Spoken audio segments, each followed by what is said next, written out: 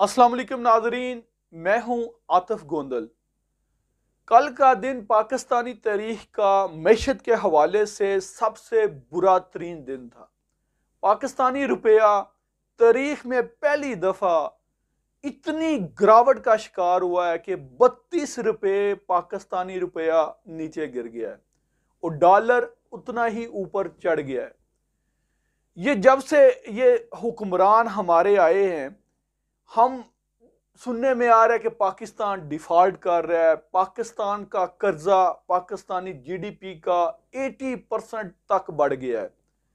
लेकिन क्या आप लोगों ने कभी सोचा, अगर इतनी बुरी पाकिस्तान की सूरत हाल है, क्या इन लोगों के अखराजात कम हुए? क्या इन सियासतदानों के जो लग्जरी अखराजात हैं वो कम हुए?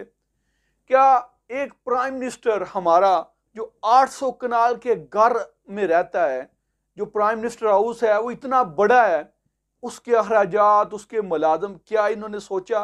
पूरी दुनिया में हम भीख मांगने जाते हैं लेकिन अपने अखराजात हम कम करने को तैयार नहीं है।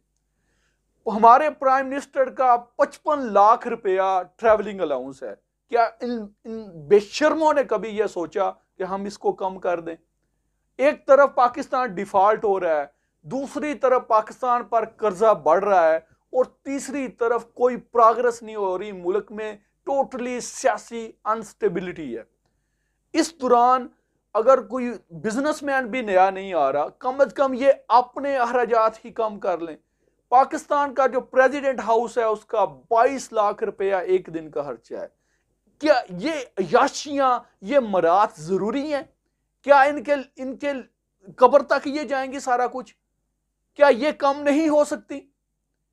इतने ज्यादा अखराजात इन घरों पर जो हमारे हुक्मरान, हमारी सियासी अशराफिया को ये दिए जा रहे हैं, क्या ये बचत नहीं की जा सकती?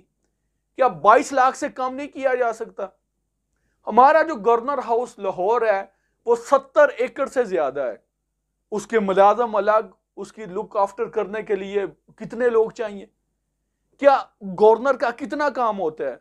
पूरी दुनिया में जो तरक्की याफ्ता मुल्क हैं उनके भी गवर्नर होते हैं। इतने इतने बड़े बड़े घरों में तो नहीं रहते।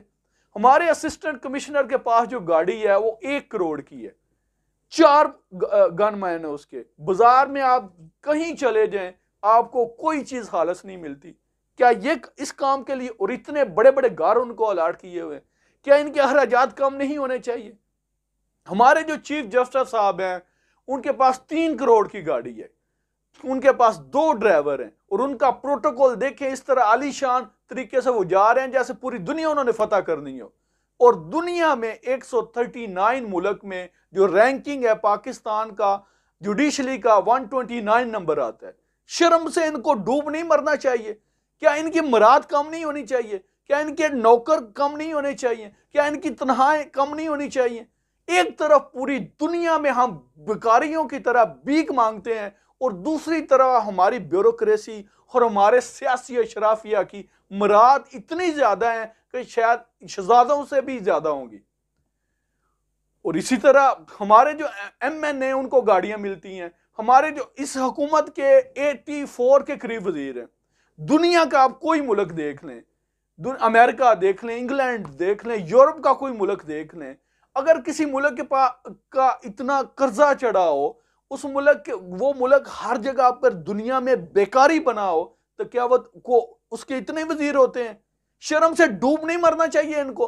उनकी इतनी, उसके ऑफिस, उसके नौकर चाकर, प्रोटोकॉल, कौन ये सब कुछ देगा? पाकिस्तानी अवाम के टैक्स से ये सारा कुछ जाएगा। लेकिन इनके अखराजात कम नहीं होने, पाकिस्तान डूबता है तो डूब जाए, डिफॉल्ट होता है तो हो जाए। एक MPA को, MNA को जब वो इलेक्ट होता है उसको गाड़ियां देते हैं, उसको फ्री पेट्रोल देते हैं, उसको फ्री गैस, उसकी सहूलत मुयसर है, उसको बिजली पानी मोबाइल का बिल उसको देते हैं। इन लोग, क्या दुनिया भर में ऐसा होता है?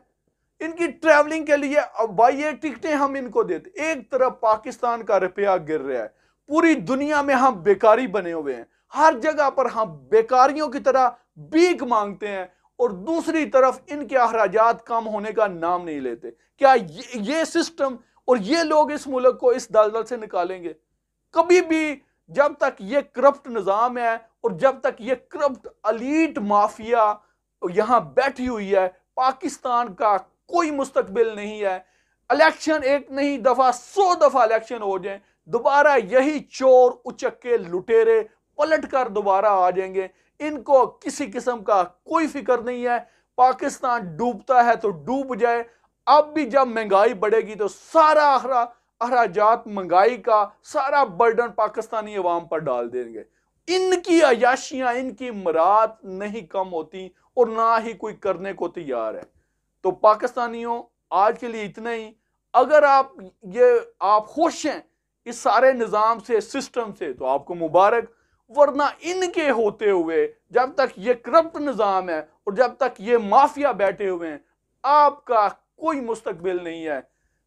اپنے میزبان عاطف گوندل کو اجازت دیں، آج کے لیے اتنا ہی، بہت شکریہ، اللہ حافظ۔